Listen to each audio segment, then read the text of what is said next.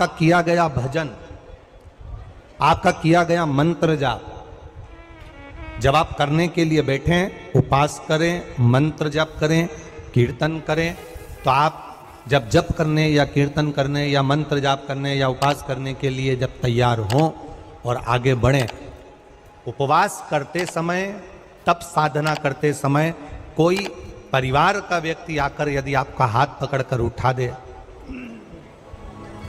या आपको अपशब्द कहे, तो ये श्रेष्ठता नहीं हो। आप करो पशुपति व्रत, आप करो सोमवार के व्रत, पर निवेदन है कि व्रत करते समय, व्रत के पहले आपके परिवार वालों को, आपकी पति को, माता पिता को, परिवारजन को ये बात बता दी जाए कि हम ये व्रत कर रहे हैं। क्यों? उसका कारण केवल इतना सा है कि जब हम ये परिवार वालों को बता देंगे कि हम व्रत कर रहे हैं, तो आपके व्रत में कोई टोकने वाला नहीं रहेगा, आपके व्रत को कोई रोकने वाला नहीं रहेगा, और आप निष्कपट भाव से भगवान की अविरल भक्ति को धारण कर सकते हो। निष्कपट भाव से भगवान के भजन को धारण कर सकते। इतना सुंदर वर्णन किया गया है महामृत्युंजय मंत्र का। यदि हम किसी ब्राह्मण से अनुष्ठान करवा रहे हैं, महामृत्युंजय मंत्र का यदि हम किसी ब्राह्मण से अनुष्ठान करवा रहे हैं, शिव महापुराण की कथा कहती है, अनुष्ठान पत्नी करवा रही है या पति करवा रहा है, सास करवा रही है या ससुर करवा रहा है, घर का जेठ करवा रहा है या जेठानी करवा रही है। शिव महापुराण की कथा कहती है, जितने लोग आपके घर में रह रहे हैं, जितने लोगों के साथ आप 24 घंटे घर के अंदर रह रहे हैं, जब हम पशुपति व्रत करें या महामृत्युंजय का अनुष्ठान किसी ब्राह्मण से करवा रहे हैं या मंदिर में हम अनुष्ठान करवा रहे हैं, तो भी हमारे चित्तवृत्ति से हमारे परिवार वालों को यह मालूम होना चाहिए कि मैंने उन ब्राह्मण के द्वारा अपने परिवार के हित के लिए, अपने बुजुर्ग के हित के लिए, अपने घर के हित के लिए मैंने महामृत्युंजय का अनुष्ठान करवाया है। उसका पुण्य 4 गुना बढ़ता है, जिससे घर के लोगों में कोई विस्मयता उत्पन्न ना हो।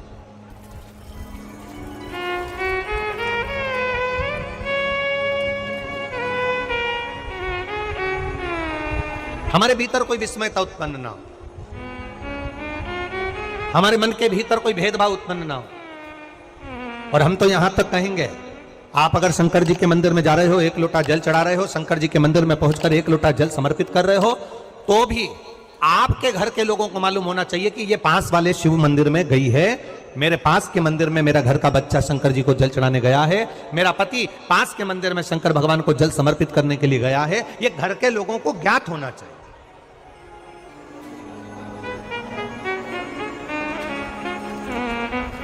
घर के लोगों को यह मालूम होना चाहिए कि ये पास के मंदिर में मेरी धर्म पत्नी गई है, पास के मंदिर में मेरे माता पिता गए, पास के मंदिर में मेरे परिवार के लोग गए। ये आपकी चित्तवृत्ति में और परिवार की चित्तवृत्ति में ये बात रहना चाहिए, छुपा कर नहीं जाना।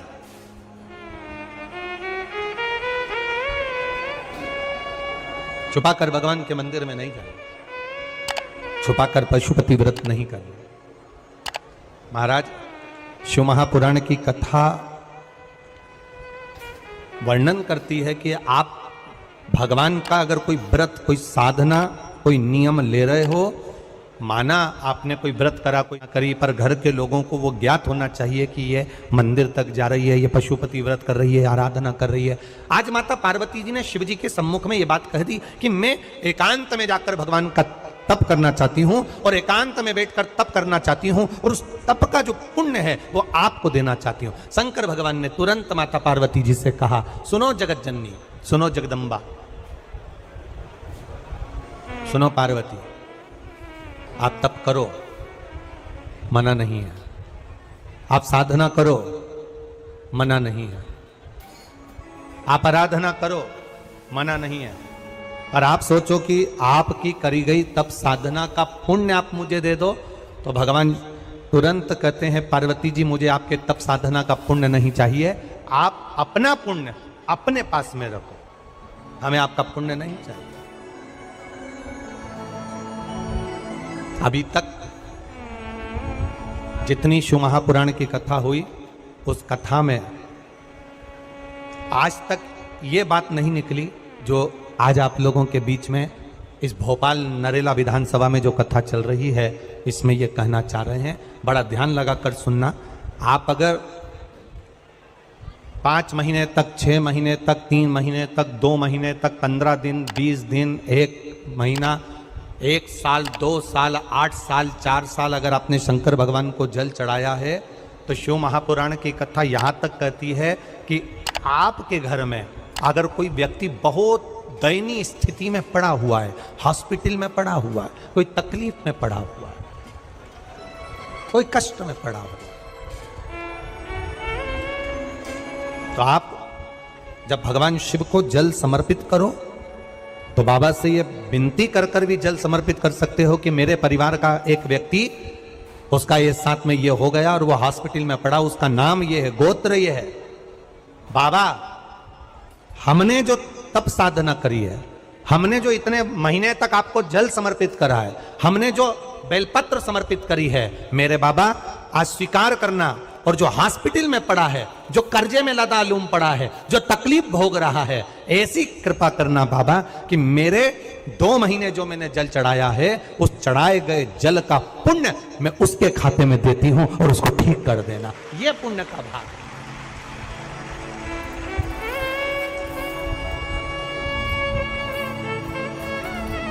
ये पुण्य का भाग है।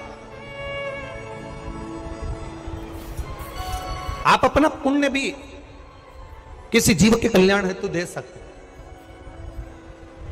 अब किसी ने एक बार ये कथा सुनी और कथा सुनकर कहा महाराज जी आप कहते हो कि शंकर जी पे चढ़े हुए जल का पुण्य भी हम किसी को दे सकते हैं क्या? शंकर जी को चढ़े हुए जल का पुण्य क्या किसी को दिया जा सकता है? क्यों नहीं दे सकते? क्यों प्रदान नहीं कर सकते?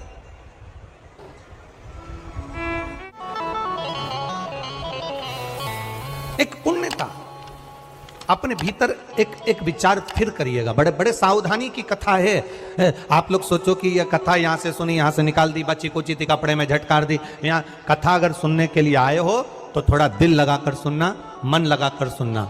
हो सकता है एलईडियां थोड़ी बंद चालू हो, मना नहीं है, पर माइक की व्यवस्था आपके पास में है तो दिल लगाकर सुनो। जहां मौका मिल जाए वहां बैठकर अपना चित्त लगाकर सुनना, क्योंकि 3 घंटे में से केवल 2.5 घंटा आपको प्राप्त होता है। बाकी का पूरा समय आप लोग यहाँ सुबह 6 बजे से रात को 3 बजे से 4 बजे से इस कथा का इंतजार करते हो। शायद दुनिया की पहली कथा होती है शिव महापुराण की कथा, जिसको लोग रात को 4-4 बजे से 3-3 बजे से जगह संभाल कर बैठकर कथा सुनते हैं। तपती हुई धूप, भयंकर गर्मी, 2 किलोमीटर दूर तक पैदल चलकर आना और बैठने के लिए इतना 8-8, 9-9 पंडाल लगाए घर पर, 9-9 पंडाल भी फुल हैं। उन पंडालों में जगह नहीं। धूप में छाता पकड़ना, चादर पकड़ना, साड़ी पकड़ना और उसको पकड़कर बैठे रहना। तपती हुई धूप में जहां तहां बैठकर कथा सुनना, ये दुनिया की पहली कथा है जिसको लोग कभी भूल नहीं पाएंगे कि इतनी धूप में भी लोग कथा सुन सकते। इतनी धूप, इतनी गर्मी, और केवल एक जगह नहीं, जहां शिव महापुराण की कथा का रसतत्व होता है वहां लोग इंतजार करते हैं 3-3 बजे तक। इसको छूटने मत देना। करण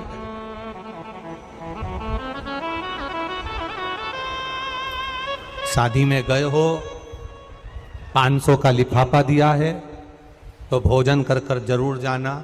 और कथा में धूप में चलकर आए हो तो भले आधे घंटे की सुनना, पर कथा में दिल लगाकर जरूर जाना। दिल लगाकर जाना,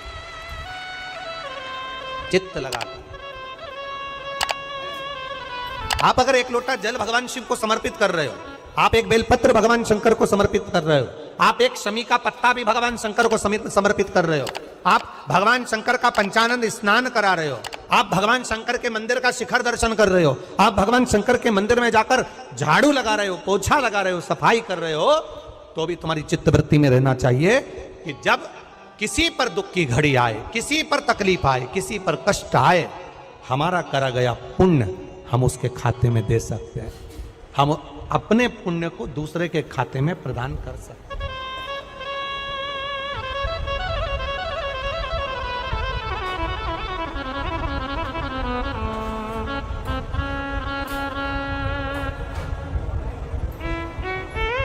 बेलपत्र, जरा ध्यान देना हो। ये बेलपत्र जो होता है, इस बेलपत्र पर कभी कभी आपने देखा होगा कि कई लोग बीच वाले पत्ते पर चंदन लगा देते हैं। ये जो बीच का पत्ता होता है, इस पर लोग चंदन लगा देते हैं। शिव महापुराण की कथा कहती है, अगर भूलवश भी, अनायास, आपके पास बेलपत्र भी नहीं है, शिव जी का चढ़ा हुआ बेलपत्र भी अगर आपने उठा लिया और उठाकर उस बीच वाले पत्ते पर एक चावल का दाना रखकर भी आप भगवान भोलेनाथ को समर्पित कर रहे हो, तो ये समझ लेना कि तुमने महीना, 2 महीना, 4 महीना, 6 महीना, 8 महीने में, हम तो हमेशा कहते आए हैं, आज फिर कह रहे हैं, 1 महीना पूरा हो जाए जल चढ़ाते, 2 महीना पूरा हो जाए जल चढ़ाते, 3 महीना पूरा हो जाए, 4 महीने पूरे हो गए, 6 महीने पूरे हो गए, या आपका साल भर पूरा हो गया, प्रयास करा करो एक पत्ते पर एक चावल का दाना रखकर शिव जी को समर्पित करना। क्यों? जो तुमने पूर्व में जल चढ़ाया है, वो चावल का दाना अक्षय, उसको अक्षत माना जाता है, अक्षय माना जाता है। मतलब तुमने अभी तक जो जल समर्पित करा है वो कभी समाप्त तो नहीं हो सकता, उसका पुण्य तुम्हारे खाते में चले गया, अब तुम उसको किसी को भी प्रदान कर सकते।